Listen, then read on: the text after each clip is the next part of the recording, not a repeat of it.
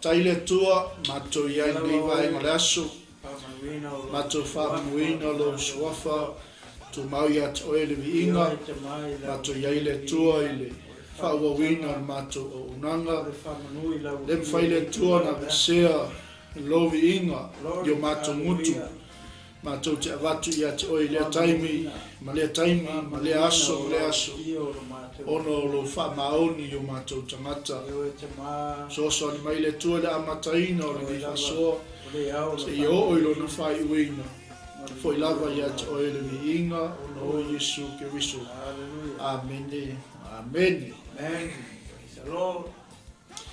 Ya eto e falofa ma fatalo fatu tatu ainga ni vai ngale fiafi ya ila fa funga mai fo I tatu unanga ya pe ona ia le tatu pokalame ole la ai tupu mo oi mo lo ainga ya fatalo fatu fo ni vai ngale fiafi ya ile tino keriso e so staffa e fia ne ke lopelo e mao ma el tatu pokalame ile suafa lo loto la hoteli mawalunga lo tatu li Yesu Kristo le lava sei si suafa e sili le suafa Yesu suafa lea na te watua ia te oil fa malolonga na te watua ia te oil file mu na te watua ia te oil mea o malava o nau ia ilo loto ia mātou te whatalofa toi nei waenga le fiafi whatalofa tui sunga I whawhiangainga mo lātou whatua le au whainga luenga tofi a le tua I so se whata whaitaulanga thia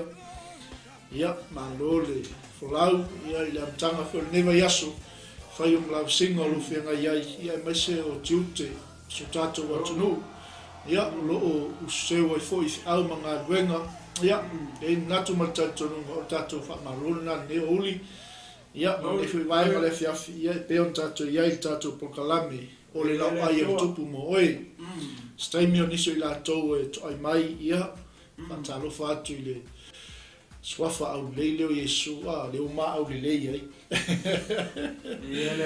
le o tātou au le lei ai le alofa ma le mata mo fio le e te whaasoa tu fo I lale au le lei lea o Yesu Kristo malona matautia se loto ma se amanga a wale fala teleina o le malo le atua mo ne upo le pese maua lunga le atua e maua lunga Yesu ai sea le anga le eise isi e sili atu na ilo le atua ma Yesu o lo tato o na ai fatalo fatui ya ila to o lo mafuta mai lunga o penga te whailangi lunga o tato website o tato YouTube channel Ia lea foi e mai tau atu ia whailawa sto tele i la tolo ma futa mai lungo o isi tato platforms. Ia i langa leo le tua, ma talo fatu le sunga whawhengai ngai a pata. Ione, Mikaele whao angali ia. Aleluia. Ia o le uso tu ofe, ia o le uso ni tala lei. Malo pasta, malo funga lua le nei aso. Ia le tua. O foi le on sa ile, o nanga, natu foi estemi ona, o foi lea o la sunga i fasoa. Ia mai se foi o tiute o lo wala wina ia le tua ni na foi tu o tato o nanga. Aleluia. Ia le tua, malo foi folau nei aso le mtanga o neve aso fou. Ia mai se foi le tofine ia o repa, tofine ia naia, ma futa me Amerika Samoa, ia ma tatou ainga. Ma le whanau o ke wiso, e se toa tele o le whanau o le tua. O lo tatou ngā lue whatas, ia mo le whanau tele ina, o le fina ngalo o le tua.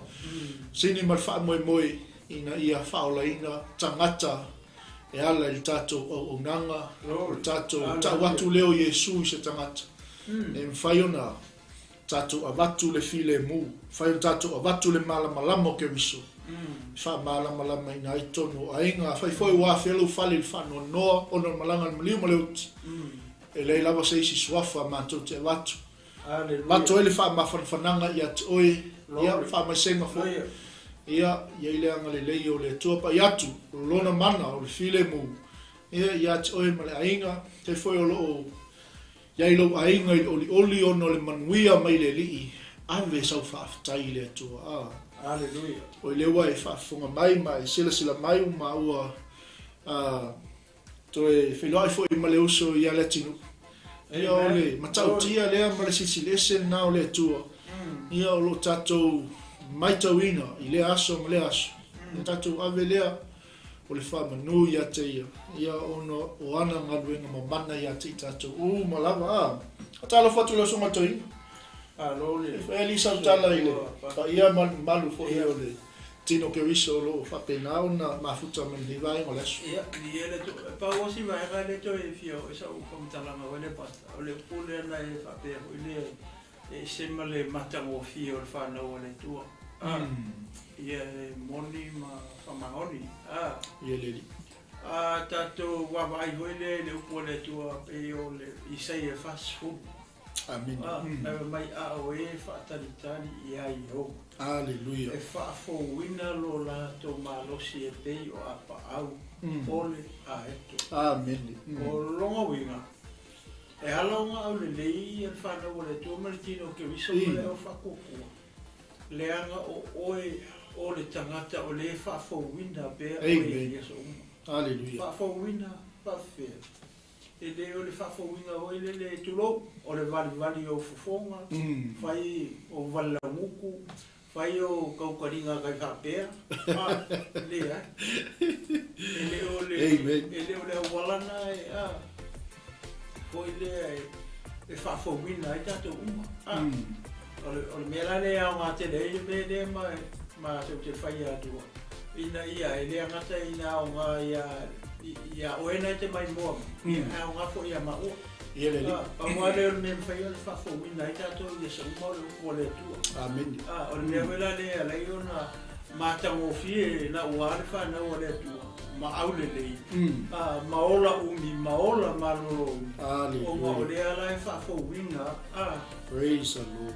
Aisea, langa o le i ela tato whamoe moema. Amen. O le tātou whamoe o lo kako whakaikari e ku lea e lo tātou ali o Yesu Kemisi. A leo sitianga, ia e leo e tunga mau, ia po whea lama. O nā vai ngai lua, ia e ku lea le tua. Po whea o awala ia e lua, ia e api ele e tātou whaakaitaringa. Pe o tu tengo sitianga, ia le atu soifua maola o ia pe whaasosola fufuanga le tua ia o le malolo mai tunga mau mamu moe tunga mau ia se ia o le aso e lia mai le pua le tua mai tangata i le leo le a ngerisili ia ona toi tutu o ane le nga o i le hakoa nga oki o ia ke miso mua ia le li ia a whai e whalongolongo mai le foi tu la o le aso ia e te no fua o ia mai mafofau o fea le side le te ia o e whataritari ia o ke le whakarakari fo ia e rua haitu o le tu e te whataritari ia ma le kufo e ka whakao i ke le fia whakarakari amen o le vaianga na pasta le ua le o whalonga tu e sa mo le au le lei ma mata mo fia o whataritari amen hallelujah e kei longo fia ia fofonga mamata o tangata o le atua lai whakarikari lei. E kei longo fia e ngata o le au le lei. Peo koe le kiki.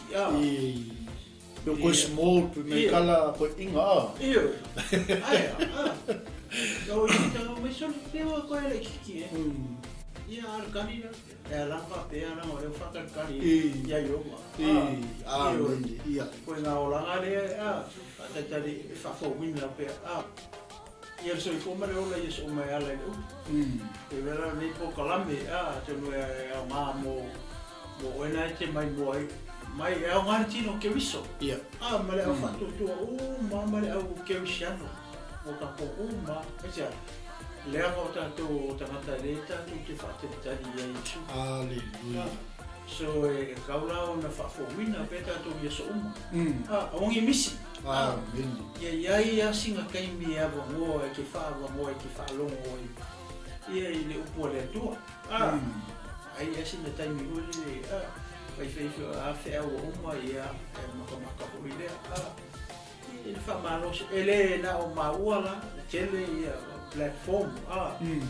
O lea e tawala au o toi pēr e upo le tua e so uma. Ia lawa ia le vahenga foi o whapenau na e fia o le te mai mua mai e upo le tua. Ronga? Ngā e whawhanga e lo so i kua whalenga ngā e ale upo le tua. Te o siau le to e whapopo atu pasta le i tu sai malau saunoanga. Praise the Lord. Amen. Malo faso mana ia te le tūranga lea. Langa e se le mana ia o le mea leo le alu i le li. O lo malama le lei i le tangata o Iesu te wiso homo na Italia. I lo loto e whaima tai o lo o langa. E vai mai langa ngaka iawe. E le ngaka i ke au le li. Mai koe au le lei malawa miu. Au le lei tautala, au le lei mea uma. E le asi soka ko le mga e whale kongu le appearance mo le aia tangata. Ia e sili la le tū lilo le whaleanga. Pea o la kemi e wai loa i lau tautala, o lau tū, o lau savali, o lau nofu. Ia le tangata ua ia talia Iesu. Whatalo whatu ia Jay Brown, ia mase foi Andy Tui. Ia, malayo la sili, ia mase foi leuso ia Timothy vai papa. E la akako o ngore ingai request e sau lunga i tato o ona. E ka hakaluma ha ina runga ki mige. Ia e mga omia singa whaamalo si au foi lele singa pesi. Tau no uror whenga lu. Ia o ngā whaawawa ia leo whaalongolongo. Ia e lue mai kako pese le la tata atu o ngol request. E lema whenga kake, lema na o ngol. Umorora kako pese le, i kako woro kako ai le la ai tupu nei wa e ngole fia. Ia le tua.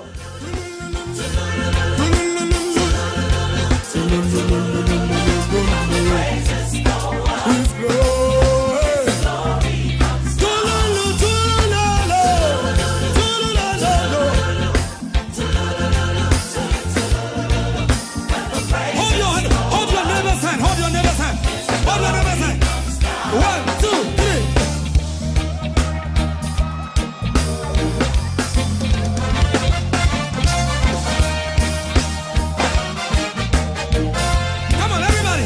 A 1, a 2.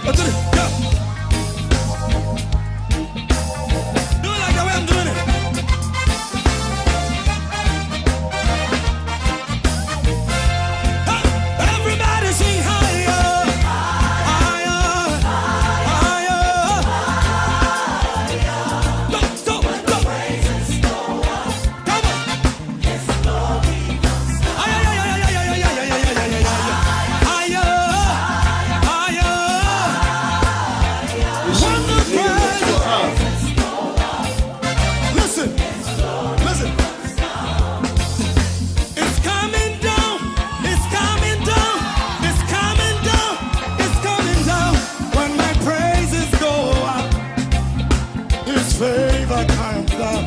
It's coming down. Coming down. Coming down. Coming down. Coming down. It's coming. It's coming. It's coming. It's coming. It's coming down. Coming down. Coming down. Coming down. I can see it. I can see it. I can see it. When the praises go, His glory comes. When the praises go, His glory comes. Hey! When the praises go,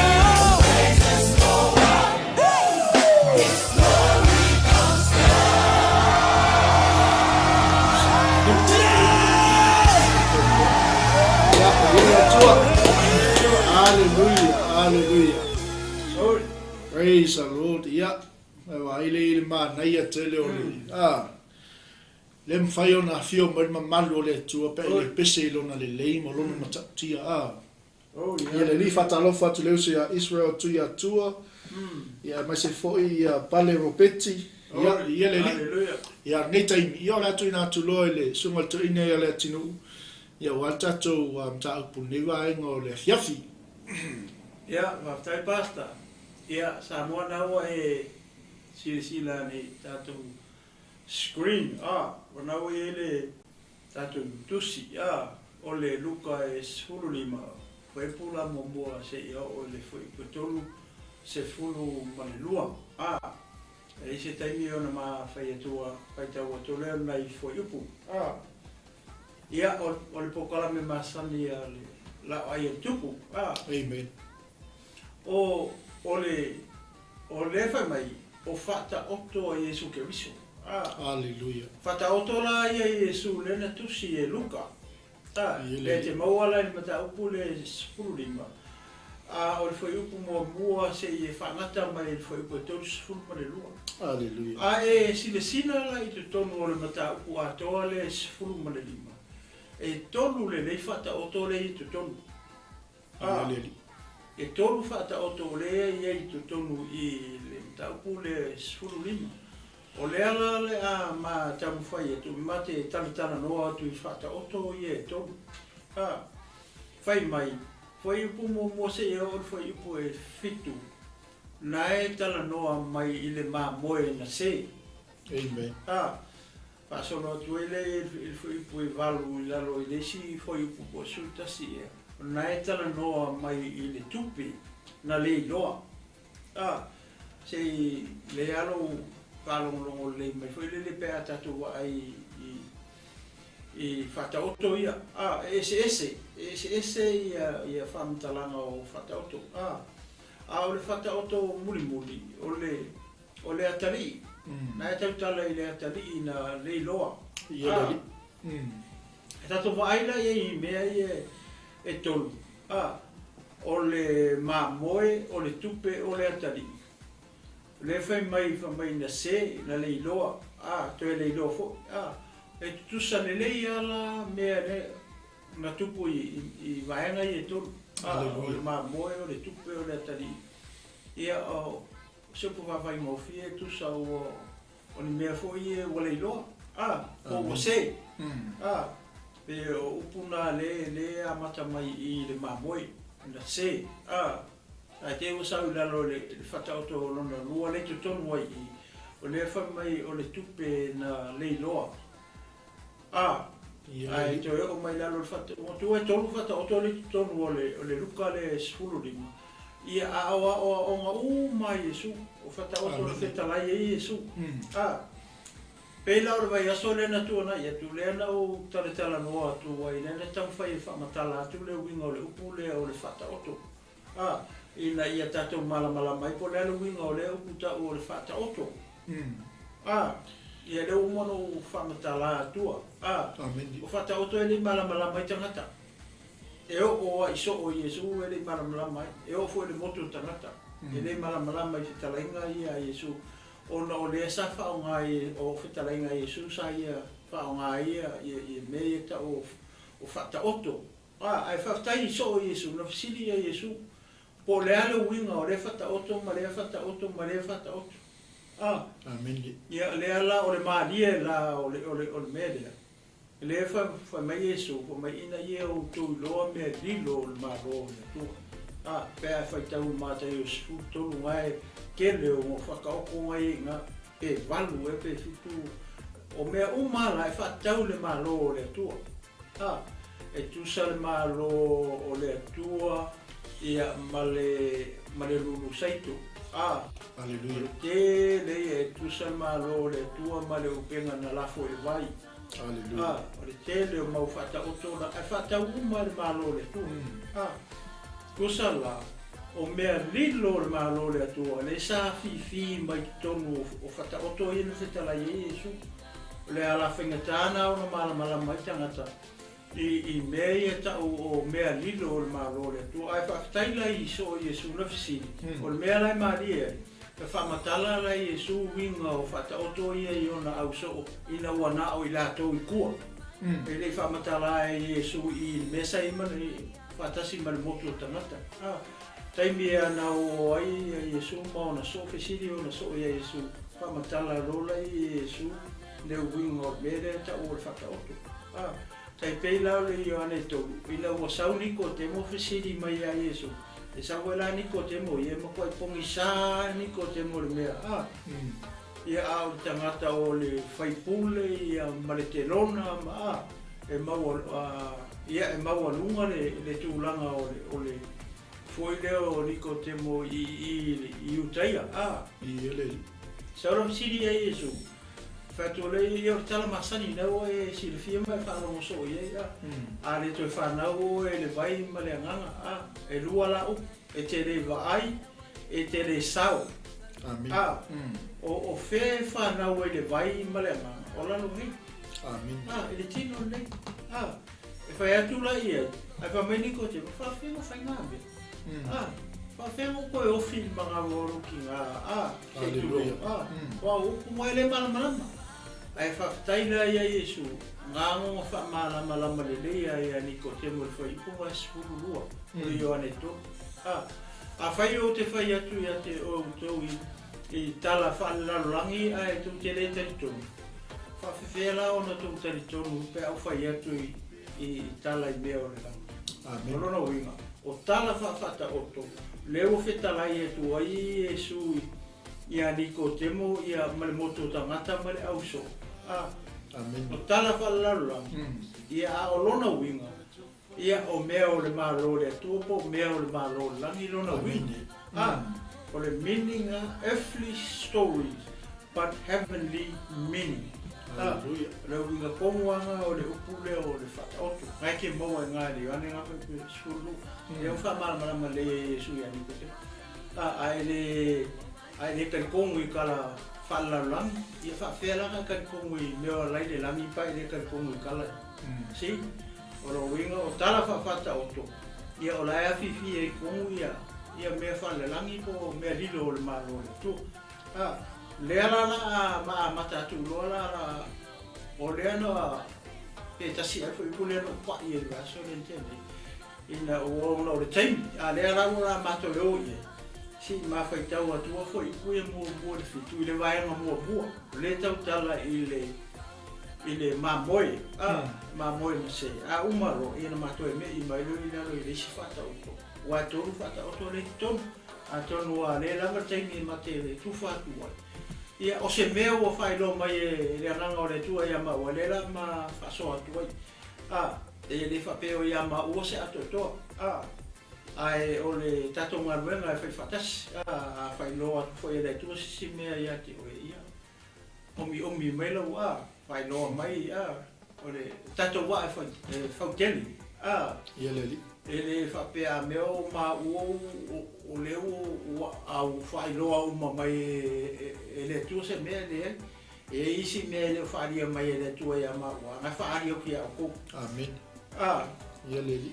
Ia pe o le e mai uma soi fuanga ne e le ia sisi nga kesi la fia uma le upo le tua o le tua ia e whapenga e poko le tua ia fo ai kusia mei lesi fo ai kusia mei lesi fo ai mei mea ia ma ua whapena ina ia atina e le tino ke riso Hallelujah. Ina ia tātou malama whaatasi, tātou teritonu whaatasi, tātou ngalulue whaatasi, tātou savavani whaatasi, tātou whai malanga whaatasi. Aua nei manatu seisi tangata whapea o iwo poko, o iwo akamai, o iwo masina fia uma me tono le fia umpa ia le tua. Lea i le whapea narte tono ngō lao ai tupu i le fiafi nei, e ona mato whai atu o le tātou waa e whapeli. O le ase neo whai loa mai le ngā whai ia ma ua ne fiafi matuwha ia o le nā. Ai e le te tonunga. E whai loa atu fo i le tua mea sili atu mea ia le ama whaaso atu. Ima ua ne fiafi. Ia ma le ngā whaaloan. O le ama whaitau mua atu ia le whata oto le mua. Mai foi mua. Se whangata mai foi profitu. Ia na ma whaaso mua atu. Ai lea. Ia pasta. Ia whai umaua ia ta whaitau. Ia. Ua whalatalata ia te ia le au te lona ua mai ang sala. E whalongo ia te ia. O na mui ai leo le au whalastai o male au si upu. Ua whape ane. Ua te lia le nei tangata o ia masala. Ua a aifa atasi foi o ia mai lātou. O na whetalai atu ai leo o ia le nei whata oto ia te i lātou. Ua whape atu. O ai ea so o tō e ana mā moe se lau. A whai e le iloa le tasi. E le tu ua e ia le iwanga fulu ma le iwa i le vau. Ai anu masa ili le na le iloa. Se ia maua. A maua ua whafuata male oli. A o atu foi lona ainga. Ua whapoto ai ana uo. Ma e tua oi maia. Ua whai atu ia te ilatou. Ia tātou oli ia, a wau o maua lau mā moe na leiloa. O te whai atu ia te utou, e whapea foi hana tele oli le langi i tangata ngasala e toa tasi e Samoa. Ai te iti ea mi o tomu, e toa iwa ngā furu ma le toa iwa, e le tusa i ai le Samoa. Ia, lea lau o tau whaalongo iei. Wai lea matanga o le whai pumua. Whai me e lua i to ai ngā tangata ia o whaalatalata ia Yesu. Ai ei fo i le isi lua i to ai ngā tangata. Ai makua i le fia whaalakalaka ia Yesu. I fo i upu ia. Fo mai ia oi. Fo mai o te lona. Ma e anga sala. Ua whaalatalata ia te ia le au te lona. Ma e anga sala, e whaalongo ia te ia. Ia, praise the Lord. Amen. Wa aile maa ngai o tangata ia. O tangata anga sala, ma tangata te lona. Le an mea tangata ia leo whai. O lea e fia e whaalakalaka ia Yesu. Amen. Fia e whaalatalata ia Yesu, e whaalongo. Hallelujah. O tangata ia mua le e fia whaalatalata ia Yesu, e fia whaalongolongo.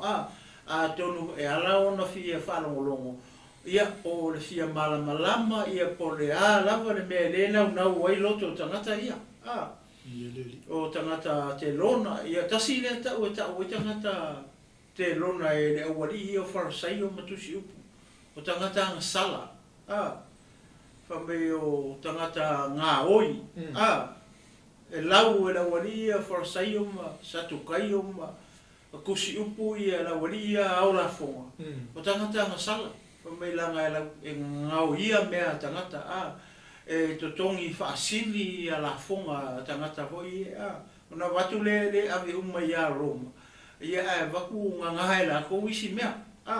Mea langa e ringa whei kai kele ia wharasai o ma tusi upu. I la wari ia o la fonga. E le se lako me whai e. Le anga whewhewhe ia Roma. Amen. O le taimi e whai e wharasai o ma le awari ia ma tusi upu ia. Ia se mea foi lele a whai inga ele au la fonga. Hallelujah. Ia maua foi lako iunga ia Roma.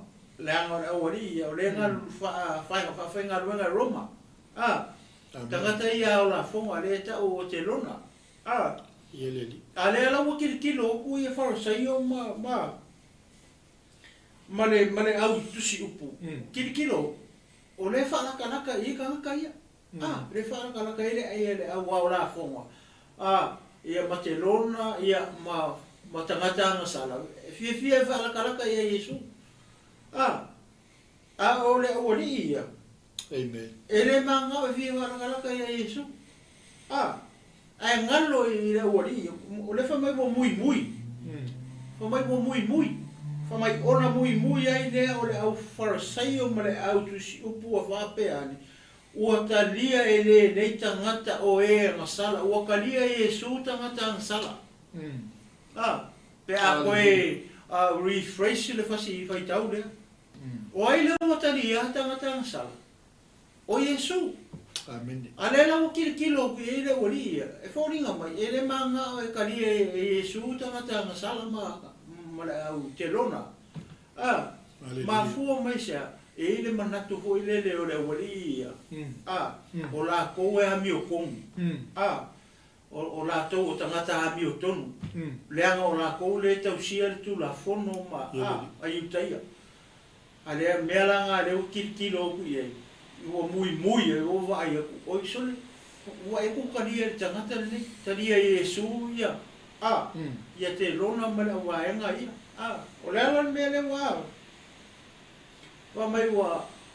Pamai ua ai fatasi fo ia mai la to o la se sau wa vai ma sau kilo I to inga tangata ia o le o mo le bevo ile o le loto le anga loko le anga ho ngale ia mo kuskusi lima ai ngalo ile awali ia le winga tonu o le mea na fio mai Yesu Ia leli. na fio mai Yesu nga sawe wala au I to inga tangata fa pea tangata masala Pasta fai ka o marmata io iwa wa mori o la ko resi me le la farsaio ma tusi upu o le la ko ma fo o la ko ele ai ma sisi o la ko e singa la ko mai fa sia na sala fa pea o le mea la nga le o ngofo malau I la wali o tangata na sala o tangata na sala nga ka ia au la ko ele isa ko se la ko nga sala ai ngalo ia la to le ai wa nga sala ka uma nga fio mai la Yesu sa we vala au ia nga sala ina ia la to sammo Ia le tu. o le winga ton wale le malama ia le au mui ia po le au farisaio ma le au tusiu le wolo ko le anga o vai aku marisi me ele te tonu ia Yesu me le waringa mui ho le pa mai wata lia le nei tangata o anga sala ele fifi ai ele fifi o ku kalia e tangata le ngo ia Yesu ka sala ia le au wala fonga ia ma le wali ia wa le ngo fu mai la ko le wali ia o le nga o ia le le au wala fonga le te lona ia ai le loa le wali ia na ala o na fio mai Yesu ma sa Yesu e vala aula ia la ko uma Amen. ele nga ka ia o fia e fara la kalaka ku ia ai ako fo malako inclure malako la e ka wala ko o la to o tangata mi to pasta e fara nga fe ka o mai mata io nai I wa fa mulmuli Ia, le alfa iu. ke foi tão melhor foi pois fulu sultasi ya e amata sultasi sultonu ai feta lenga Yesu ia Wa ilo le o farisaio na lato fai atu lea I ona soo. Se ale mea wa ai fatasi ai la o tau o ma le au te ilona ma e wa sala. Au ala ngona Yesu na fetalai atu ai leo o ia ia te ilato. E lea o ngale fo mai I e malolo na o e mama. amen Ina o ia, ina o ao, po le ale winga o le upu. O te loto I le alofa, ai le o le taulanga. A wau te le isau e wala au ye wa mi o tonu. A o e wa ngasala ina ia lato salamou. ia ora nga kongu na sawe wala au ia nga sala ina ia la tu salamo Hallelujah. A kilo la ka ngaka i o te lona ma o le lau e la wari ia fo mai o o tangatanga sala. Ai ngalo i la wari ia le au kusi upu ma le au farasai o. E include ai malako. Ia le. O la tau fo o tangatanga sala. Saula Yesu e vala au ia la ko uma. Pato le mele mo le wari ia. E mo le to inga nganga ho ile le fia mi o kong. Hallelujah. Kamai ia makua liches la o langa o kamai o le la ko wakar kong o le la to maua ia le meka o le ami o kong ile ka usinga o kula fong. Hallelujah. Ai loa ai o la ko mai nga lenga mari mai Yesu nga sawe vala au ia la ko ina ia la tu salmo ale ko mai Yesu ke ni sawe vala au i se ami o tonu ai o ki kalkong ele mo se si ami o kong usai e termina amen fa ko maua le ami o tonu o tangata mai kupulanga nga se o mai le nga kupulanga nge ko aka ko maua ile ami o kong we ala ia Yesu ina o maliu Yesu le sa tauru matanu mia mo ko ku o inga le fa ko maua ka ko ami o kong e ala ia Yesu o le taimi le maliu Yesu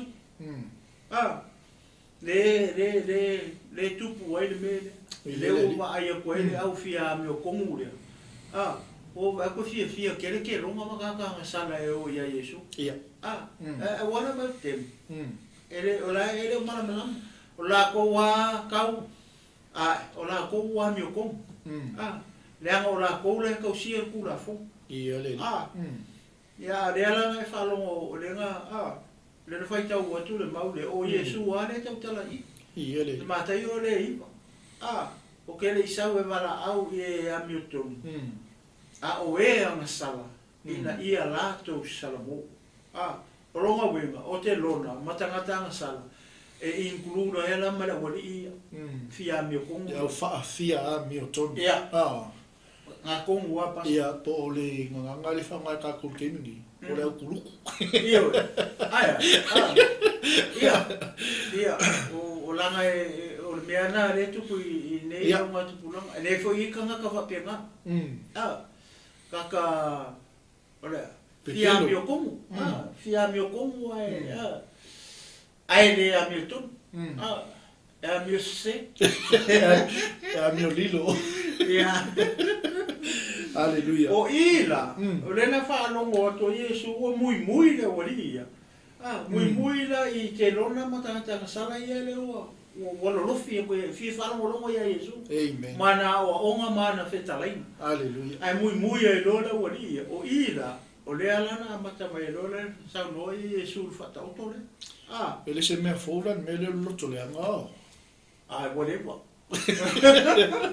Kasi le mai le kaunga nga hiol pe ia kai ni male kai ni ol melo loto le nga pal pala loto a foi de sa tupu i man tuole ole manatu ole au ole ia le tusi mala farsa yu ole fio mai Yesu pe o ia manatu fa pito nga la ko ole si me ele o tani tomu le ole ia Yesu kasi nga me piko sini nga fainga kale ye ona o ai tu le wali o le tangata amen o le tangata le o le mele fakali le wali o le fakali ho le wa ai ku a fio malu mai lo na komisia ai ngalo le si mele pe dilo i tangata yuta ya para que le o akamata ri tonu ka pe fo la mo se kele ke kai e falongo pa falongo ku kala me muselemi menshene muselemi le upule o le sala ele kai ta u muselemi e o foi la tanga ta yutai la ko kele menshene inga le upule o le sala amen ale wa fi o mai la Yesu hallelujah kusa o le mele fai o le fai la ori la o fai isiga ole o ko nga sala o ko nga sala ai le ka fa pe iko sorry ka ko sala o nga isiga nga sala Ia ai. Ele se mea fou la. Ole me ole pa. Ia fu ia o temi o Yesu. Ia. Amen. Pe o ila le la ia fa ta auto le Ale. Le fa matala mai la. Ole tala la pe o no fa ia. Ole tala fo ile fa le la rolangi. Ia. O lona winga. Kai pe o upo Yesu ia Nikodemu.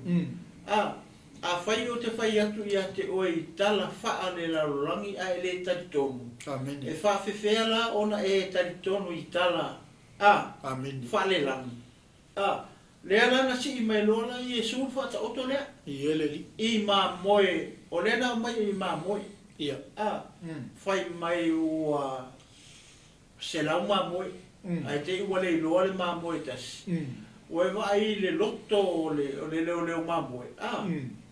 Na ku o male iwa sfuru male iwa ma moe ai alu su mer ma moe kas.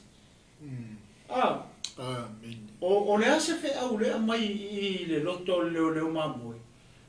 Pe foringa mai ua sini aku le manga o le manu male foi le ma moe tasi le o le. Amen. Angai lo le iwa sfuru iwa ma moe le o ku ai. Ele fa mele kala fa pe a benga ku le iwa o fa ia ku le sisi le ma moe. Sa vai ka ma moe iwa so wa lo su e mer ma moe le kasi. Amen. Ngama ku aku wa. Ia.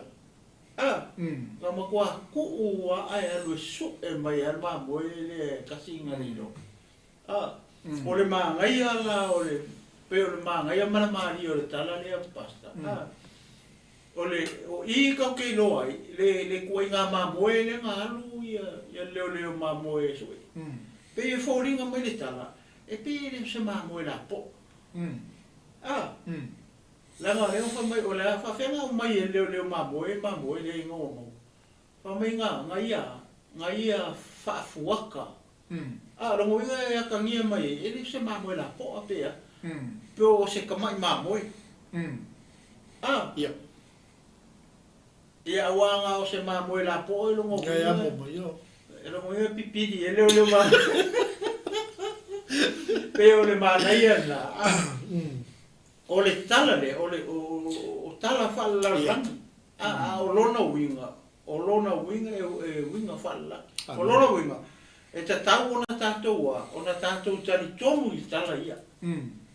Ia ona tātou tali tonu hoi lola ia i le malore la, malore atua. I ele tu. Awale mani o le tala lea pasta. Wawa ai ai. E maua le mamoe. Paki lalorangi. Wa renga sau fai paki manegi stoa. Fai fia. Inga ua maua le mamoe. Ai oso mai lalo fai upo e fiko. Ma fai paki malo. Lea, ele mangai sao le. E fai paki lalorangi. Le ua maua le mamoe kasi lenga le. Nga foi. Lenga se. Ai oso mai foi upo e fiko ia e ka mai e ola ia. Ola foi e fai paki la. Amen. Ai ka mai e lo lea. O le tangata e totas. O le koe ka ua mai o se mamu. Ai ka mai lo lea. O le tangata e totas. O le men. Pero ma ia nga o le winga o fuelele o ta o tau. Le upule o le fata oto. Ia le li. Ia o le fata oto mua le. O e vai le o mau o fai paki. Ai o so mai foi po e fitu fo mai ia. O na fo paki langi ia. Ono tangata e totas. Ona o le tangata e totas i ua salamo. Aleluia. A ke kilo la ye, o le kangaka le fia moa. O le kangaka le salamo. Amen. A o le iwa sfuru ma le iwa le ngaku o e leo mamoe e anu. Nga makua i karikongu a leo mamoe. O ila kou ia. O salamo. Le ai masikoi popole ye. Nga le mga umia salamo. Mantua. Ia. Kau isi lai kiki mai wa o le mea moni lava i o tala whawhata oto. Ia. Ka kalangoa fui lo lal mea le kupul kei mingi. Pe e ki ngā le iwa vai me usa wali whiwhi au e su. E whesosoangi le maa mue le si. Ia. Pe lalo i galo e banga mea wera le iwa le sala mo pe wha pia i le mamaya i lato. Le mea le whai e leo maa mue. Kai pe whanau kala Yesu o te loto I le alofa. Ai le o le tauranga. But e le mawhai o ngā ve sea mai ai le winga moni ma le ano moni o le mele kat whaasoa. Amen. Ai ngā o se tala whaatai tai hoi lili. Ni a uanga I kupu ia kako. Pastor, o le māngai o le whaswhaitau, a whai poe whiku, whamai. Au mai le whai poe, ma le toa iwa e le tusa I ai le salamo. O longa winga, o le iwa sifuru ma le iwa, o tangata ua umanga, o kangaka o salamo. Ua makua I salamo mongi ia, ua ngofo ara ko maluku after themselves. Ai, ku uale leo ma moe alu ai, e ena le mafuanga. E te mauala I le matai e sifuru walu pasta. Ka koa ai le loko wa leo ma moe. O le matai e sifuru walu, o le whaipula e sifuru wha pasta. O inga le kau mai le loko leo ma moe. Oe vai, o ika ke no ele loto o le leo ma moe. Aga o se si leo ma moe. Ko pepea, a wala ko atulo, wala ko o pe ai pe.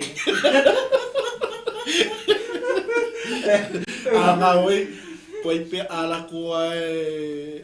Ia. Wala ko waru se si pa ma moe ko ai pe anu. Ia. Amen. Au ina le matai o le suwa, foi poe spurfa. O ika ke no le loto leo ma moe.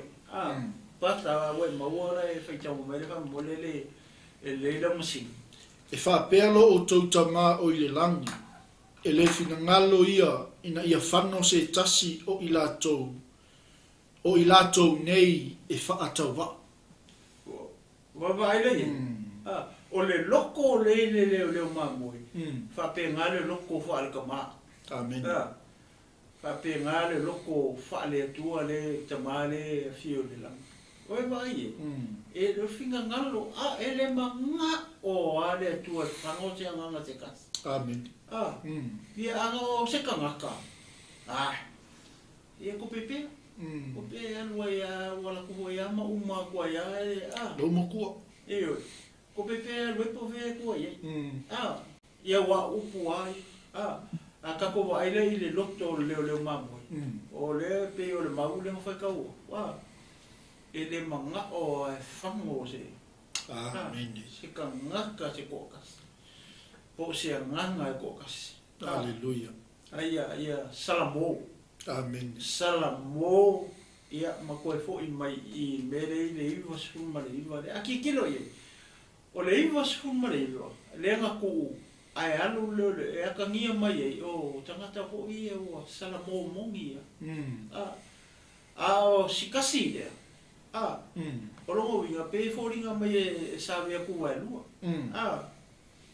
Fai anga I ua kai pe ia o le tala lela kaku whaasolo I la lo le sif. Vai ngor fata o to longa ko. Le akari I renga ngofo I le ainga e fai ama kilo I o mea lai il papu. Fai ama kilo I o mea lai fai mai e vanga ma. Nga le anga ku le ainga e hangu e fia o ie. Le sai kongu I. Le sai kongu le ainga. Le sai kongu lafu. Le lopo mea le o se. Ar mea la ki whaftai ei. O ngā o le leo mamoe. A kango whai kau po ako. Awa anga le whapela le whai kau ma siaki le o whai whai o leo mamoe. Whai ma whai kau le lafu po ako. Awa e whai aisi leo mamoe. E whai ae le whai kau a le loa koe kiki o e se le afol. O le uru. Ia pata mua kuia oi. Aronga voi a wolfa ia ma ia ma voi. Io. Ia me ha fa tenga. Amen. Ole mana ia I ole fata oto a. E po fe la vai tata solo ile le telefone fa so ma ai ia tultuli mutanga ole winga boni ole fata oto ma le o onga Yesu e winga ile fata oto a. Wal mana ia o mauinga nga o mai mtato feito ino. O ia lo tatou I loa ai le loto. Le loto leo mamoi. Le alofa. Le alofa. Ai se. Le anga e pele ia Yesu. Le tangata laia. E le sala mu. Le tangata laia ola I le anga sala. Ia. Le tangata laia le I malie tuina nau o le tino. Tuina nau o mata.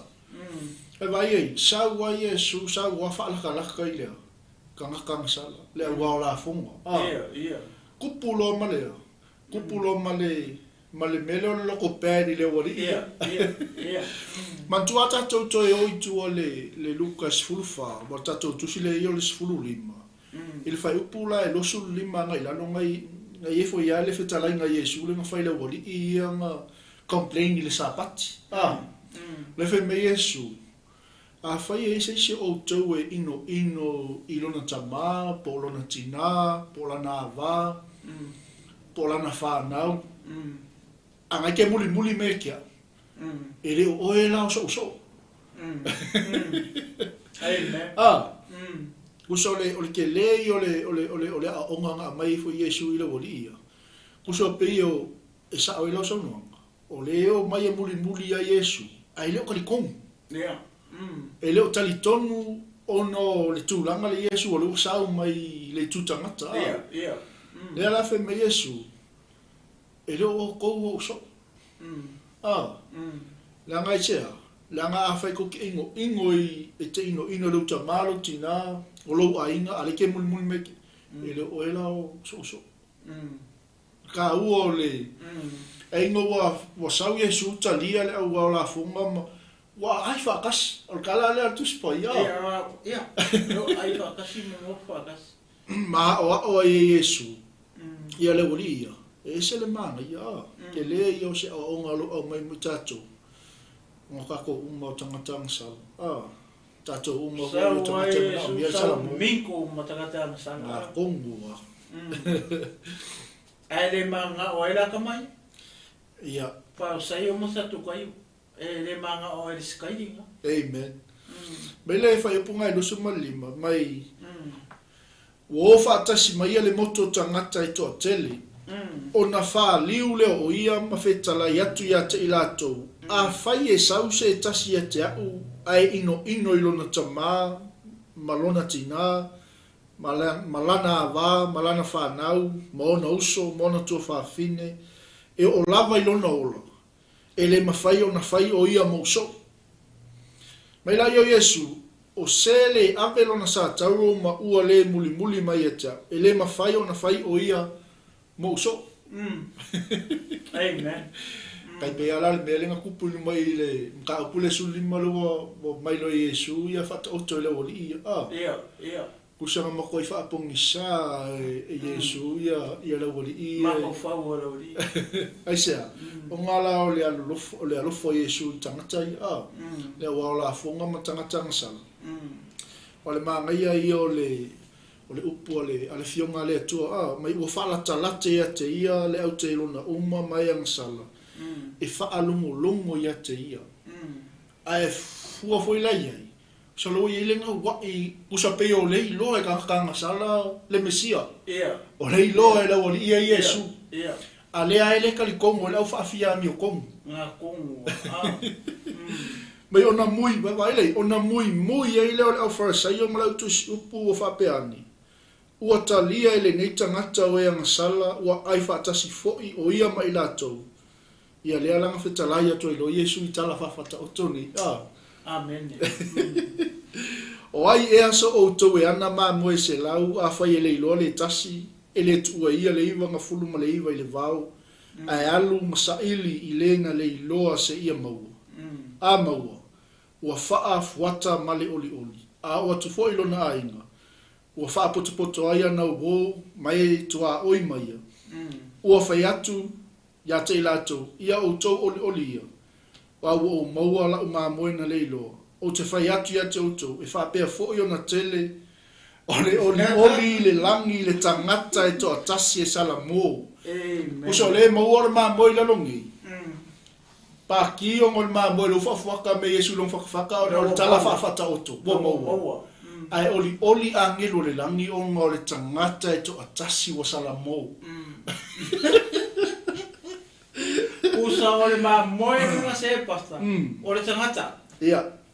Pea u sa o ai Ia le. Mana tua o le fata oto. Pea o le mere nga kakarango ai. Ili kama whaifu i Yesu e whamakala le winga o le fata oto e a Niko Temu. Ma kua whaka uko uma ia. E le ai masekanaka o marama. Mere nga makua i confuse ai kanaka i a Yesu. Ai whakakai so o Yesu. Nga whesili ia. O le ala winga o le whaka uko. O le ala winga o le whaka uko. O le ala winga o le whaka uko. Nga o so o a Yesu nga whamakala i. Nga o a Yesu. Nga kono a mea li whamai. Ina ia outou I loa mea lilo le malo le tu. Amen. O inga o a o e Yesu mea lilo le malo le tu. Nga o nga so o. Nga o nga so o. A fio lo Yesu le langi. Ai o akulo mara o aposkolo. Amen. Ka la ia mea lilo le malo le tu. Ia le tu. Amen. Ia, ia le tu. Hallelujah. Ora tau lalo. Yep. Ya. O le fata o tolo na lua. Le foi pu valu iva marisfulu le la ma faitau atua. Le ala o umar ma mo na se. Ia o le tala fata o. Le o umanga maka mer ma mo. Le fo mai ya. E oli a ngelu langi le. Ile nganga e kasi ai sarbo. Wa le fo nga maka ma mo ai umar tangata. Ma kua o kala whawhata oto. Amen. O winga o kala ia, e whale langi o lako winga. Hallelujah. Ia, lau malama lea e Niko Temu i. Ia, e mai se fo ila le au so. Ia le li. Wa nga o le au so o a Yesu ngon whamakala o mai e mea lilo le malo le tu. E le whamakala e Yesu i sisi. Si le fia le ia e Yesu, ngaka ia ngā ia whiriwhiria. Muri a ke ia. O le la pasi a koe el polo. A fio ia le langi ia e o mai. Ia le o uma kura o aposkolo. A ngā waia o enga ke mai mo. Hallelujah. Kaunga kumana malama i mea lilo i. Amen. Ia. Praise the Lord. O poe walu. O ai e foi le fafine e ana tupes whanga fulu. A whai e lei loa e a te ia le tasi tupe. E le tutu e se afi, ma tafi le whali, ma matua sa ili I aise ia maua. A maua, ua wha poto aia na uo mai tua oi maia, ua whai atu, ia o tau oli ia, a wau o maua le tupe na le loa ia teau. O te whai atu e hate o tau, ua wha pere oli I lumo a ngelu o le tua. Ona o le tangata na sala e to atasi. Ua sala mo. A maka mai ora kupe. A i ua rea. Tangata. O le tangata. Amen. O le kupe nei I. O le tangata. Leanga o le tala whata oto. A le wai kukusa lele ia marunga. Nga maka mai o le maa moe a e wha i ua enga o rea. O le tangata ua sala mo. Ia leli. Hallelujah. A lenga maka mai fa mea. O le fafinge. O le mene kupe finge e fast food. Pe fanga food. O la o le loa. O le ale aka finge. Pe fai kau kongo le fiongo pa ia le tua. O le ekalesia ki wiso. Praise the Lord. E ko fia ka le ekalesia le ko fast food. Hallelujah. O le mene kupu kongo I. O le loa ai ka ko kas. Amen. O le loa kongo le ekalesia. Le kupe kasi. Por ka ngaka e ko kasi. Mai ka ngaka e fast food. Amen. E ia. O le asi aka mokako. O le mahangai o le aka le mokako. E ki mo fala o e ia ma fa masingo. O e mo fa fo ima ua ia ma ui fa masingo. Po le loa. Pe po le loa e ko loku le kalesia le ke loku wai. Ai ma ai fa ka vai le kalesia. Hallelujah. E fast food ka ngaka o le kalesia. Alele lo ai ka ko kasi ko mui. Ele lo ka le kua o le karesia. O le lo ko mo fali. Praise the Lord. O le lo ku pe ko mo fali. O le ale fali. O le karesia. O le fafingi o le aka o le karesia. Le lo ai. Le lo ai le si kama fa nga o le karesia. Le ale lo ai ko mo lo. O le ala ko le mele ku pu nga ka le. E manga o mia le mea ka o le mara marama. O le ana finge le fai I nga so e. Wa kamo kuku mori. O lo winga o ka kale se ko I e ngo ma se mara marama o le mo ko pongi sa le ala le do e nga ko I. E manga o mia le. E manga o mia le mara marama. I ele li. Vai nga le mara marama le mo. O ele fifa o ele mara marama. O ka le lo ko mo fali. O ko mo le ka le sia le lo nga ka ko kas. Ko va ele ngau ngau. O fa fini. Ele ia fini so e fa for kupe. Ma so e ko. Ora me fa kafi. Kafi. Le ka ko me fai. Ave ka ko manga ka kafi ris ka. Ele. Ahora ave o manga ka e ke ra ku kuli ka. Ku oi fa fa se so e me. Ne, ai denga fa me ka mo kafi. Uma kafi kuku mori. Ona me le kupui. E manga o mia le mori. Se isu e ai le kupere, se isu e ka le lo ko mo le karesia. Hoi vai. Na mau ai ko. Inga ua mumu mamara malama ko mo le karesia. Amen. Mau lo masi uso le ko kalo fai. Ele li. Ke leo ngai haka mo kako. Hallelujah. Ele le lo ai ko. Ia wa fai ya maua. O le makala o le karesia. Le anga la ko suwe ai po fa fini. Le nga ku le mo li fa mara malama fa le Se vai po fer kun mangu le ka kia. E ku. Ai vai foi le kalo. Ese ma ga yo. Foi mai. Oi e foi le fafine e ana tupe fa nga fulu. A fai ele lo ia te ia le tasi tupe kasi al kupe. Mai kupe fas fulu. Amen. O le kupe e foi e ta ua kele kupe. E ka ua kele kupe. Ale mai. Ele tutu e se afi ma tafi le fale. Kuku le mori. Kafi po feo le kongi. Kamerona ia. Mama tua sa ilia iai se ia maua. Ma kua isu ia maua. Kafi. Kuku le mori ko sa ilia ia maua. O fea le iai. O le lo ai kongi. Ele o le lo fa fo le lo kongi. Amen. O le ale me fai e ka ko le karesia. Le ka kusu e po fere. Po fere le lo e skanka.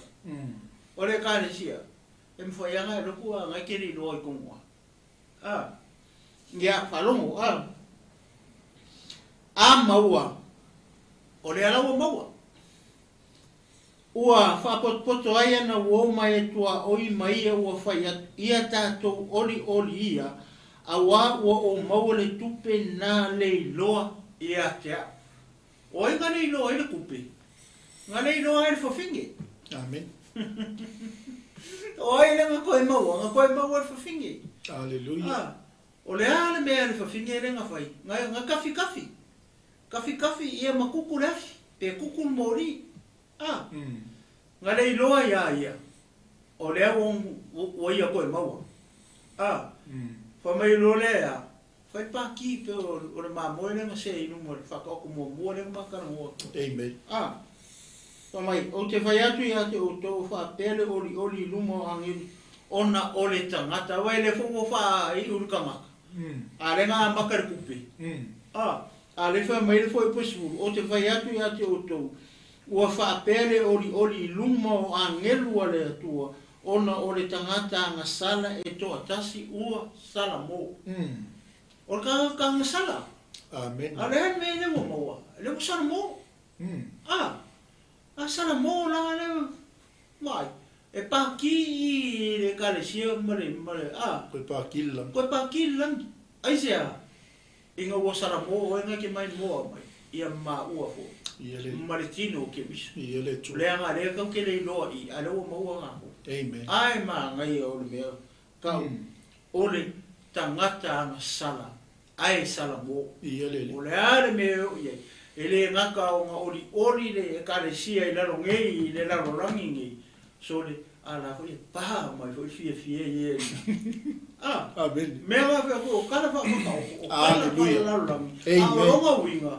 O winga wala. Hallelujah. Ele nga o laro ngei fo fie. Praise God. Pa ku I on marwa. Pa ku laro ngei on marwa. Pai. Ai sia. Ne anga o tala fa ta o to. O la ko winga. E winga wala. Hallelujah. Praise the Lord. Ia pasta. Ia ko. Ana ia telele melo o ile le fata o toa. Fa tai atu tatu ainga. No tatu Facebook live. Ma tatu YouTube. Ia le fai lava ma fa tai atu to no le foi tau tuli taimi ono le tulai lima taulanga fiafi le sunga ia fi wa. What a church. What a woman. They work together as a team. Makua maka ki o ni fofingi. Le pe o ngai sau o le ato le kalesia. Wa ai pe ke o ka pe e le na me pa to tonu le kalesia. Vai pe ke o fa anga su le falle o le tua. La ngai se ha. Ka kafi le fofingi masalu le falle. Ai sa ili le tupe na le lo. Amen. Ma ngai ai o tala fa fata o tu. E koe au mai ngi le songa ya tatu. Tutu le la me. Amen. Fa ma le fale o le tua. Amen. Ai fa ola se anga kongo le le tua. Ai E ma fa ya ale lo. Amen. Glory, hallelujah. Tutu la me pa. Salu ma kongo le fale le tu lilo fale anga. Ia ma ko I ka penga le loto I fale. Amen. O le kalesia asia. Le anga o le tala no mai le fofini. O le ato le fofini o le. O le ato le kalesia. O le fale tu o le tama ima moi. Amen. E vai le. Kukulu la me pa I kongo le fale. Ka penga fale le fale o le tu a ongi isi maso. Glory, hallelujah. Ai se alanga amama. E mako I mau wale le ilea. E le ai ma se le lo aba. E le ai ma se le ilo. Praise the Lord. Glory, hallelujah. Ma makua isa ili ai fafinge le le. Le kupele kasinga le ilo. Amen. O le ato o le tangata o le ilo. E se le manga ya. Manga ia ko lua me ku ai mai. O le moli po la mepa. Ia o le fa mamaina o le fali. Amen. Ia marisa iki. Aua ke vai ko kongo le fale le tu. Sa ili ko kongo le fale le tu. Po ia se nganga le lo tono le fale le tu. Amen. Yeah. A e maua. Oli lalang. Oli le kalesia. Oli fo ia nge. Hallelujah. Tutu le la me pa matu ilunga. Faolaina se nganga. Loa se nganga mo le malo le tu. Ai se. Hallelujah. Inga ia oli lang. Ya. Ai pele o masul fale ia. Pe an fai atu. Po tala fa otu. Na ta pena ye Yesu lana auso. Na ta pena ye Yesu lana au filfidia. Ai se o akoea. Fa sulu la me. Yeah. Se o akoea sa ili la to lo le lo. Se akoea. Kafi le mau makua po o leo ke le ma boele ko reveal here make a mystery of the kingdom of heaven. Amen. I kala Hallelujah. Mo ai lo la so. Hallelujah. Fa makala Yesu yo nga so ele fa makala Yesu. Ta ua tele lale a beo I tātou ma so o Yesu ke risu. Amen. We must be a disciple of Jesus Christ. If you're not a disciple, you koe whaai. Ko si yaki. Yeah. Leanga o only the disciples nga viviola Yesu ya. Ia. Me lilo le malo le tu. malo. E vai ma koi fanga ngefo Yesu la for sa yo mala tu. Ia. Ma moto tangata. Ma le moto tangata.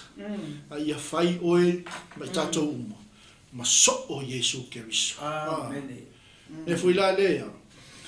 Lea nga fai mai Yesu le Luka le su fa fai po lusu lima ngai lalo le ngua kua fo ia. Ia. Ile kemi foi ang complain ele moto tangata.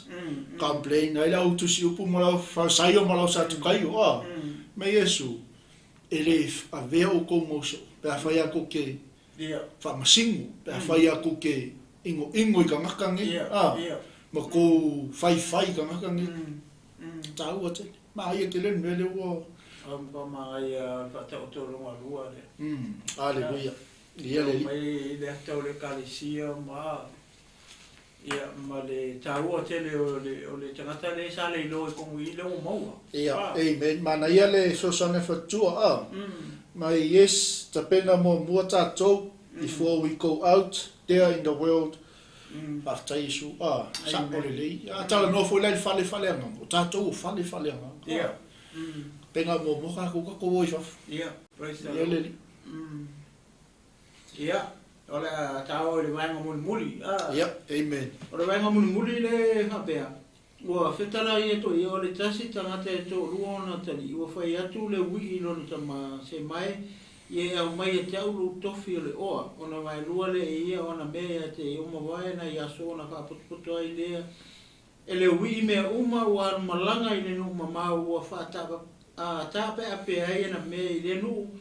Ua so na ula vale ua umatu ona mea. Ona onge te le ai le o le nu. Ua whaato a mati mai le o ia. Ua alu ia ua nofo i tasi tangata o le nu. Ua ia uina foi o ia i ona whanua e whawhanga i pua. Ua tupulon manao ia tingi mea e aina e pua ia ma ona ai o ia. E lea i lama se tasi ua wane si na mea ia te ia. Ona tamai ai le o ia ua whape ani. E le to tele eo au auna lo tamau whaula ia la tō a reito o tutoi. A au o te mate lani. O le a au tūla i maanu i lo tamaa. O te whai atu ia te lo tama e ua o wanga sala i le o le langi a toa mauruma. Ua o le toa e au ngā o na taua o lo uatari i a wea o ia pei o se tasi o au ana. Hallelujah. O na tūla i le o ia ua anu i lona tama ua i loa.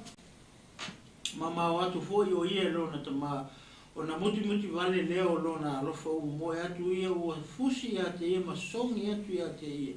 A ua whai mai lea tali ia te elo tamai o ngā sala i le o i le langi a tō mōlumu.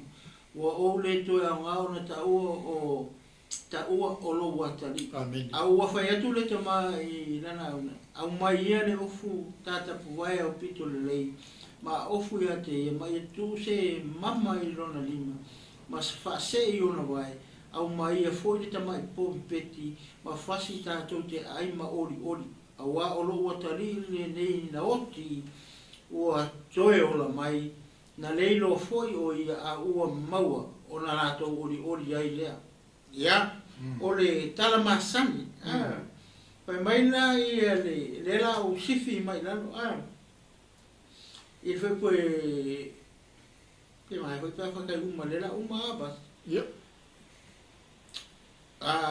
Sai le vaolo na te ri un matua o sa uia o la tata mai le fale o na whalongo ai le o ia i la au pese o ta malesiva o vana au atu ia e le tasi au no i si le atu po le ale wingo nei mea o whai mai o ia te ia o saulo uso o fasi ai fo ia lo tamare ta mai po peti ina o to o mai o ia ola o na itai le o ia e le mawhai o na ufale iai.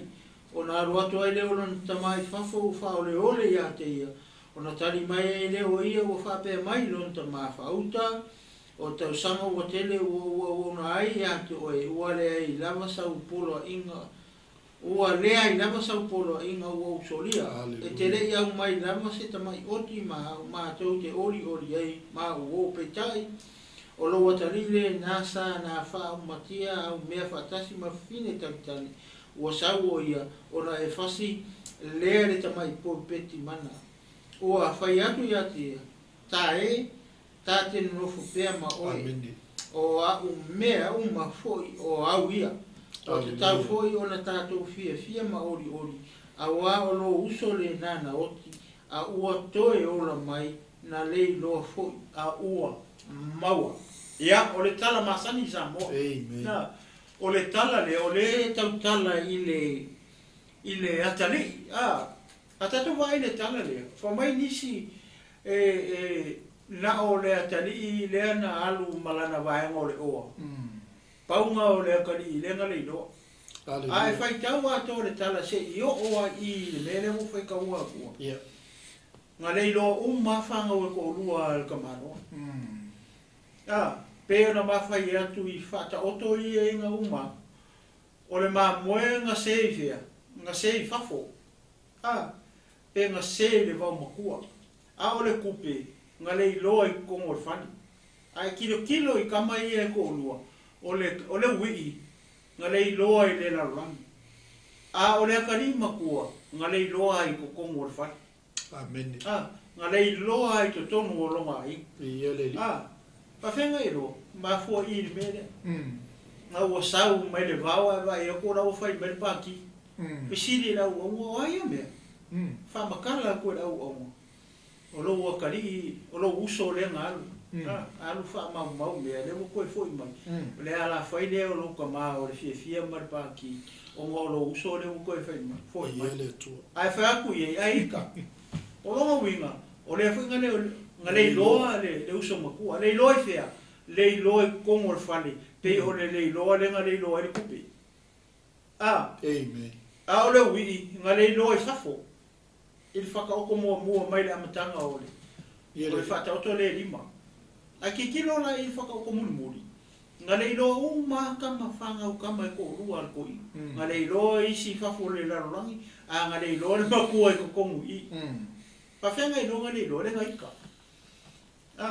Ale maa ngai o le kala le kama le nga whai le wha umai le wha mai le kama ua te tau fwoi o na tātou fia ma ori a wā o lo uso le na oti a ua toi ola mai o lo uso o ngā oki lewa koe ola sau lalo ma le na leilo fwoi a ua mau Ua ua salamo. Iyo. Maila i le me. Amen. Ia, wala tu lo suma. Fai voi sau faso. O le kele i o le kala le ia. A pe le o so mai lo i. Le o fa matala atua. Foi le, ngale i lo uma. Amen. Le fa pe ngale ui. Ngale i lo le ui ngo walu la rang. Alu mane o alu fa mai mau solo ai. Hallelujah. Longa oa malanga waenga o le oa. E alu ia whamai mau mga ka whao o i larulang. Ai ngalo ia. O le fo i la ua. Wa vea longa koe fo i mai. Ma mea ua. Le ua ari mai e. O le fo i le ilo ngolonga uso. Ai le ilo ai kukungo la kumani. Ia praise the Lord. Ia. Ia le tua. O le... O ke fia pia i melea wai e pei o le tele o taimi tātou te whalongolongo i le tala lea. Po o le whata oto lea nasi i fo i Yesu, ma whamatala i Yesu lea o le taimi lea. E pei e avea le tele o whamatalanga, ma le tele fo i o tala tangata i le ui. Ai mana tua, o lea fo i angale i loa marikama makua. Le kau maria ko i. Wa re fa me o musu e ko kon. Ioi. O le kau fa o le tala le sa wei. O le kau fa o le toina. Sa fofo, ana mo sa fofo. E ma fai ala nga le loa le ma moi ko kon. E ma fai fo yanga le loa le ka ngakali ko kon. Mele ese le ta ua tele ai o le tato malama i tala whawhata o toie si i mai e Yesu. Le anga o le review la i mea o le malo le atua. O lo au mai ei mea tatou te iloa moni ei mea o lilo le malo. Amen. Ai kusa o tala whaare lalorangi. Yeah. Wai, it's a story leanga mako i whaka oko Yesu. Ma whamakala Yesu le wari ia. Inga ia lako maua. Maua lea ano moni o le whata oto. Amen. Amen. Langa o le kapenganga Yesu le auso, e le whaingo fie. Amen. Mea, o tangata ngasala, o tangata ao la fonga. Ese uma background o le wali ia. O tangata whaiwhaiwa. Lea la maa ia le mea lea. Leo ke fia pipi i pea i le mea, le ke sau moa i le o le iloa uma kama i e ko rua kongu i. Lea la e whamatala mai al tuspa i. Aise a. Anga fusi e koi. Kau ngau mea ko ingai kongor pak. Ar paki. Yeah. O le o fia, o oli ia le to inya mana au na ma. Aise a. Nanga le kama ngale iloa. O le si upu makau kia pasta le whao ngā i tama. O lo usu ngā oki. O le ua ola. Ola i whia. Le au koe ola mai ai kongo le karesia. O le ua koe a mai kongo le karesia. O ai la sesi e alu anu koe foi mai kongo le karesia. Se paki. Mene. E alu kua le sika kamare karesia ki u koe sau. Awangi ki ngā kako loko ia wao i ngā kako kala lea. Ia. A whai o lenga kari a whaale rei e kama o le aka o le whai se au. Ia o le ala mea o le aki ngai lesi kama ma lesi makawhale ma lesi mwari. Amen. Se enjoy pa ki lea. Ia. Amen. O lenga mai olo uso ngā ki. Amen. Leo o koe ola. Hallelujah. Ngā lei loa. Leo o koe maua, leo o koe sanka ko loku. Hallelujah. Skapa kai. Amen. Praise the Lord. Ia. Ua kuia o. Sa mua bea o e pa. Ole manai ai ole si key point ole mele ole tama. Ai wa ai le ngaluenga le tama. Ia ole alofa fa le tua le o mai ole ata o le tua. Da fo i vai, me menga ku la il ko le ko inga ingo lo mao le lo natali ma le lo lo nga kali le lo ngo wingo le nga lu el kamale le vao manga lu ele fatu ai na tos ale ai ki nga no lo ko kamala le fafu pe le wingo le mele ka ke kau abatu ne fiafi ale lo ia nga up Kere fasia sea. Mangu peki e mai ma au mau o. E lua mea nga. Ar kamanga rufa mau le o al kako ai nga. Ia au e fasia ele povi peti fai paki. Amen. Mai lea, mai oi loma mau atu e le toi inga. Ona muti vale leo lona lufa.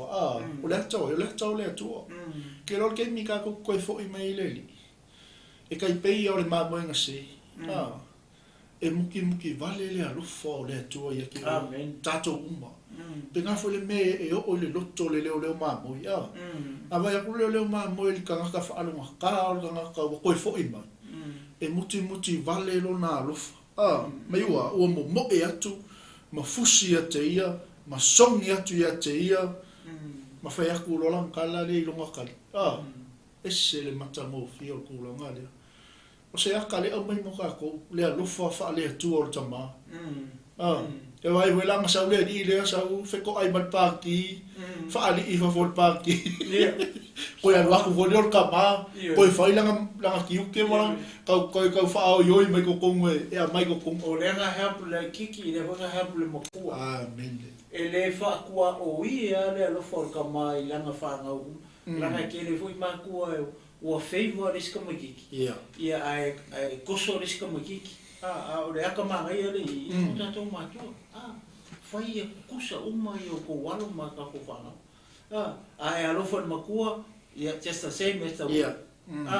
Ai lewa pia o lo whai kama wha piko se kulou ngewe, e ke alofa nga o le wi. Ai ke le alofa le makua. Kai pe ana ka le winga ka ku samu. E pele ai makua me ka o le wi. Hallelujah. Ia o ka makua pe u fa ku ko nga ia va pe ia o la pepe ana. Le ai kai lo ia o matua pe o le asa we fa ka uma. Pe o kai ka foi ka ngaka e kukusa uma. Kukusa uma la ko fa nga ia kai ka po ia la kiki o lo ka lo fa le le kiki fa pe nga o lo ka lo fa ka le makua. E le fa pico le lo fa la nga o fa pe nga le lo fa ka male io le aka o le tua pe o sa mo pasta amen e le fa lo male le makua male male o kusa o mal fa nga wi ia ka ko makua pe ama ia ta to mato e ke mi ka ko ye ku kusa o mal makua mal kiki mal nga ko ko kele ku kusa uma Awa le alo foi lesi ai la ka kele ui ma ko se tulo wa lo fa nga o ka makiki ho le la ko mo ko se la kala ia mo ko ale alo fa ai lesi ho le se ia le ko ma se la kala ia le ala ko le so ma mo ko se la ia ko so lai fa fo ale sa wa so ka makiki ho le o lo ele o ia la stala fa taita ele o talia Yesu e fai mali fa o le no la ka fa nga ye ale sa ka si ko inga ka si lo maku o ele ke go for ko inga na maku le ke ko ana le si masela wa se li mase fulu sai ko inga masi lo maku i o le atala le ke ka le ke sa mo le tinu wa le lofa fa le tu le o le mele le wa mai I foile ia o le telo tangata pe wa vela ko focus le wi pe wa fo la ko focus le kamale ngo fo le ainga ai ngalo ile tama amen pa wa ile kamp le mele tama na fa ka penga le ainga ka penga le fia fa off fa se vai ko le mama ile ngalima o foi la kama ko ingo sa kama ko e ko o ka u palpala le ko ma ki ngalo na lo fe belta la cho ina ile longa ka tai o a mea ia vai ya ka ko oli ka ko fia o lo uso noti o lo uso na le lo le ko mo se le makango fia mele o ki o le wola ko yo la mai o upunga fai asilo loko upu ia al ko inga o le si vai nga mana ele I pasta foi le ka ua fa mai ua ai mamao atu tama o I ka ku ke lo te ho sa ua ku pasta o le aka o le tua o le kama ho le mamao la vai o se isi aka fa ka ile mai lo mo inga o alu le aka li alu foi le male o malu I le rangi le o alu e o ke na ronga le makul ka kalo ka mai ronga ka I ele tu inga ia se aso e ai ko e ko fo I ko ronga ka o I ka ke lo le o le va ai ta va fa mai o ia va ai mama ele fa pena nga misi le va ai ka malo I le savani ma le foi kingo mo le ale o I ka ke lo ele vision le sa ile tamao le ai nei lo le el tamao o lona tali ia ale umile nga lo ai o sikamba ke lo ka make po so nga lo po so nga kali po so nga fingi nga ya lo li o e a mo sa o fa ya va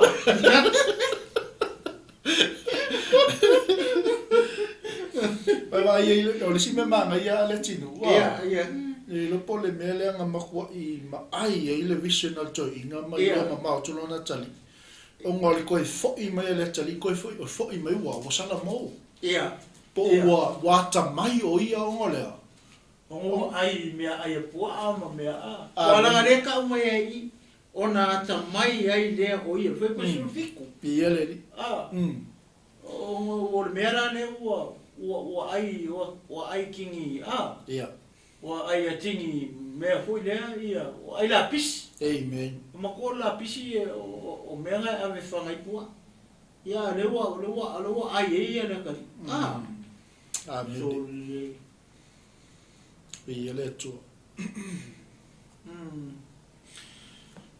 o le isi mea mana ia hoi le o le taimi lena na tu la i ele ta mama ma wa ai aku hoi le wa ai mama o atu manga kua o fa mai o ai aku le fai ko fa mai nga puma fa for ka ma ro ma fa le ai mo Ia.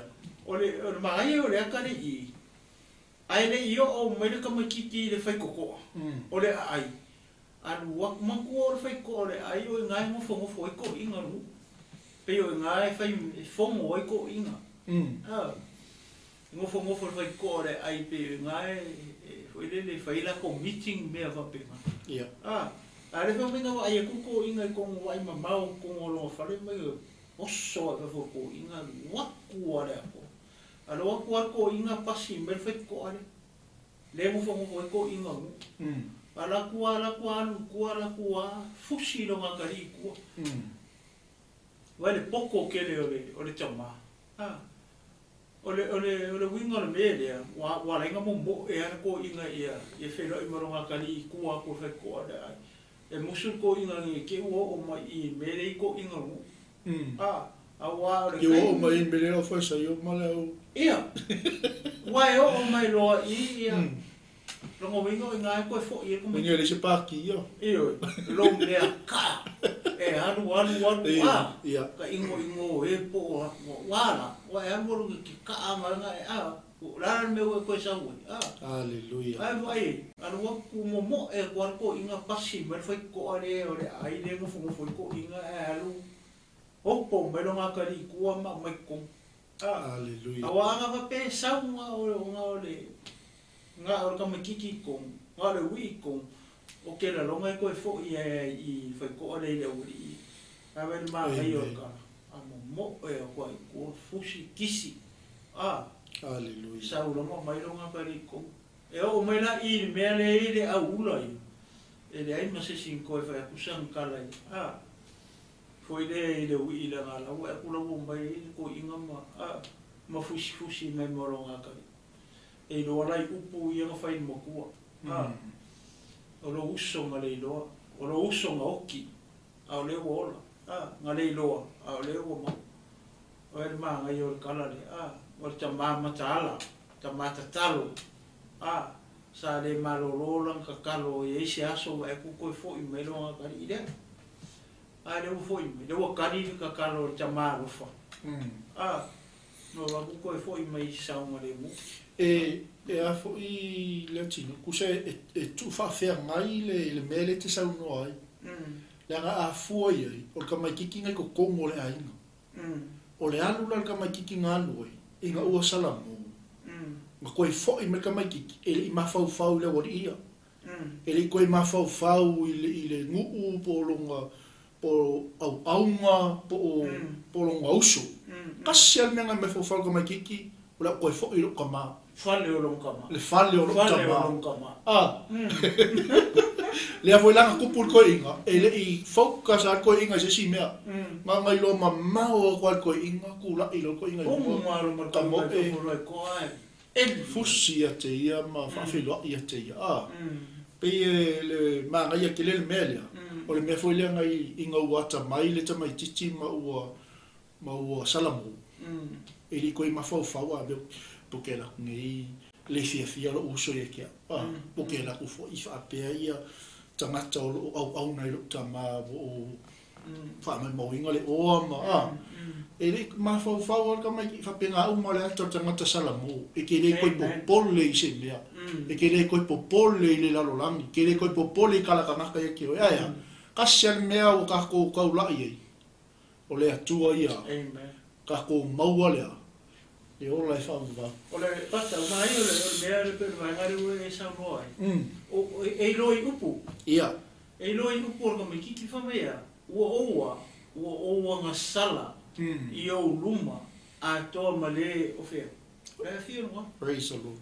Mai, o le poko le lenga maua aru ai me anga I kungi o. Amen. Pa mai ona poto ai le o ia. Ma fau ifo I le fale o longa mai kele ai mea ai. O le fale o longa mai fai au ngā longa mai. O longa mai kele ka mau a inga rai ai. Mea uma. Maua I o le fale o longa mai. O kupe, o lava, o aulo o mea ai fai au ngā fai le au fai ngā rui. Amen. O lele wanu ai meleanga I o. Hallelujah. Hai wai wha mai unga poko e leo I. Ngā ngā wheloa I a maraka maka o mai o. Ua o ngā sala I o runga. Wharua e ngā mense nea ka mikiki rupunga I. Mā ngai aso le moraka ka e koe fōi. Toi fōi ua sala mō. Amen. Ua I loa I o le ka sala. Aka mō kako. Mā ngai a mo le koe leo le kako leiloa. Pe kau ke oki. O le aka o le alu kua whapea I o le ke oki kua lalangi kui ngā ngau. Mea le whai kua le ke oki mea ngā. Le whai kua lalangi. O le mga o mia lea, le poko. Le poko le tia mga o mia. Ia e loa o oi o kākanga sala. Amen. Ia e loa, ua e anga sala I lea, I le o loa whio le langi. O ngā alea, ia o ngā e koe sau loa le koe. Whamangano oi o kako tamā. Whamangano oi o tātou. Ia pe o siau e koe. O se, le sona uma mea kako ke ao mai e fo. Ia. O le keimi kako ke sala mō. Le aupa ia malau whatuatua. E ke ofu le. Amen. Pe ao ke mi ke sau whae I lau ai le tupu. Amen. E ke mama I le mama lea. Pe ao ke mi ke sau whae I lau ai le tupu. Le lau ai alo tamā. A o le ke mi ke sala mō ai. E ke se e vai ia. Amen. O se e vai, aulo se e vai. Le anga o mea o le mālo le atua. Le ise mea I le ilea. Amen. So e tā ua la tātou a sala mō. E tā ua tātou toi fo I le fale o tātou tamā. Le anga o le I le lau ai. Tātou te tali sua I whaatasi mai ia. Amen. Ia ono tātou taimi. Glory, hallelujah. O lea whiawhi le atinu. Ia o le atu ina atu I lausunga le toa ina. Mai se fo I o le whaafonga mai o le tino ke riso ma le aingo le tua. Ia o loo ieina I mana o ngā whaatoa. Tātou talo whaatasi. Tai o o se au nā le tua. Tātou umalava o whanau le tua. Ia, se o tātou te talo mo le tinaia hana o le whanetua I le sunga le whawhengainga ia whiu. Ia, mo le tatalo le whaamanolonga ia e mesefo. Ia o le tinalea mai Amerika Samoa ia naia. Ina ia iaileanga le lei o le tua ia te ia masiana whanau. Ia e whaamahe ai tatou po kalame le nea fiafi ai mana o mia lau tatalo Samoa le whanau o le tua. Ia mo le talo le whaamanolonga. Ia mo le tina o le po le whatua o le sunga le whawhengainga ia whiu. E whaamai ai tātou po kalame ni aso o no le ena au maile mana o ngā tamā. Ia me se foi o le tina ia nei a le mafuta mai telo tātou po kalame. Ina ia iaileanga le lei o le tua. Ia male nganga whaalolo le atinu o no tātou taimi. Ia e whaamai atu le tātou po kalame ni fiafi. Ia, taimi mo le au noa. Ia o le tātou talo whaatasi ne fiafi. Ia leo e whaafonga mai tino ke riso ne fiafi. Mai seo le au ke risiano. Ia male a inga o ke riso. Male a whatutua o mane fiafi. La pa ia male au pili. Ia o o taimi tātou te ngā lue whaatasi ai. O o taimi tātou te tutu whaatasi ai. O tātou ta talo hoi mo nisi o le auso ia o lo whapena o na mau e mai o tino nei ia o tātou te tonu whatutu e le upo le tua e le fuifua le upo le tua le fiafi ia la tātou te talo ia mo naitina ia manisi fo i o le tino ke riso lo whapena o na whaatautu li e tonu o mauta ngase ia o mauta foi malawa le fiafi ia ora tātou te talo. Amen. O lo mātou ta mā o le langi.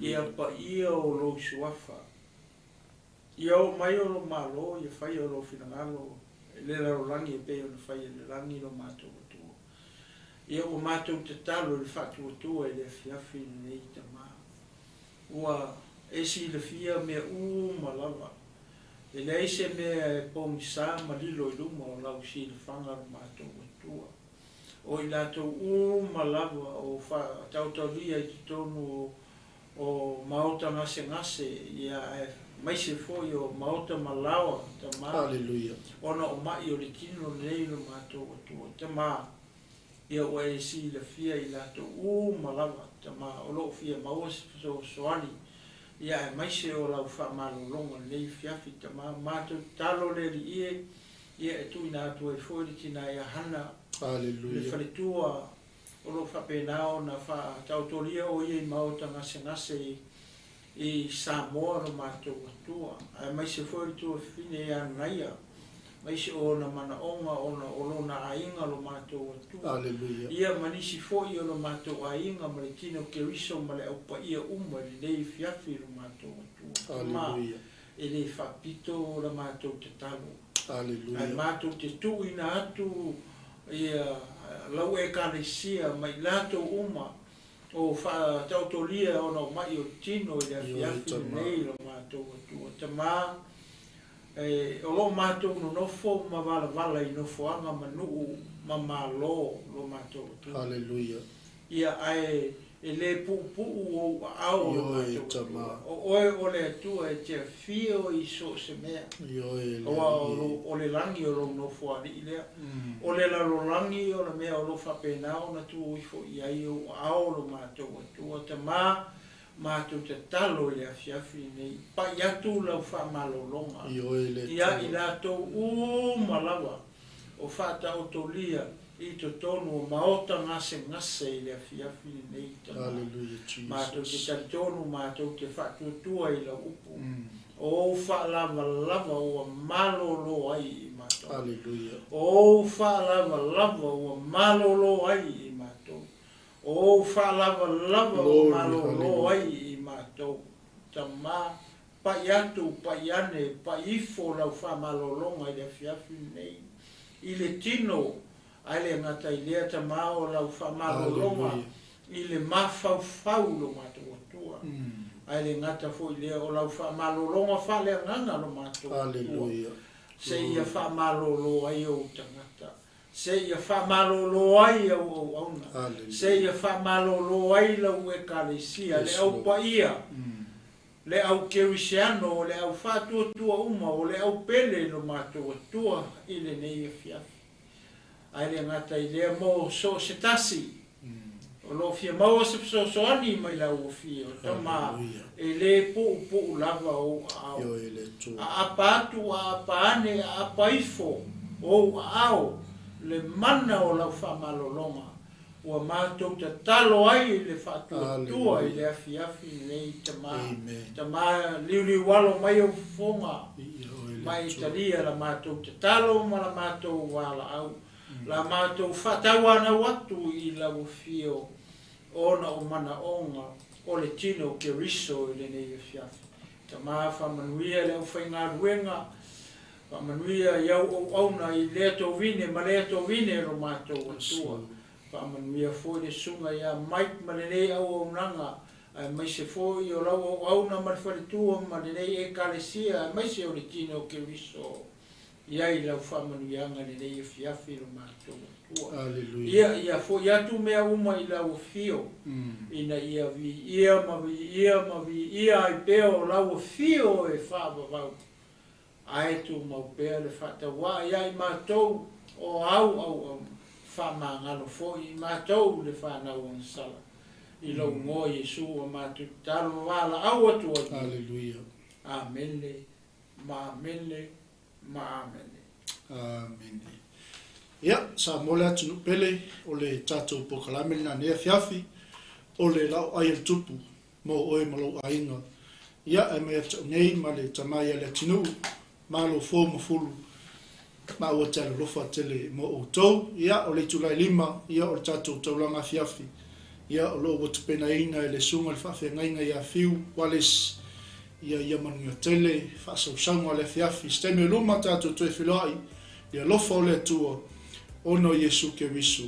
Amene, amene, amene.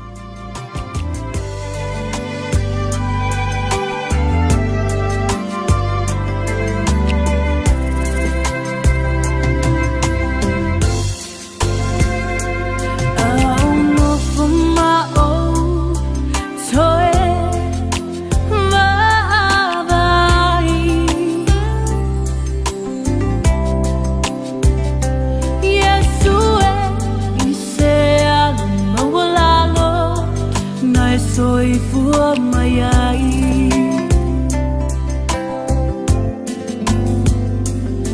ile fale o matanga moleleta woloa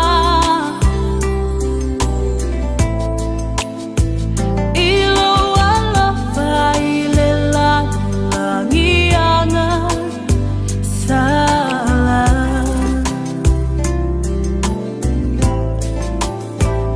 Ole fala tana lea mawai selelenga malo atua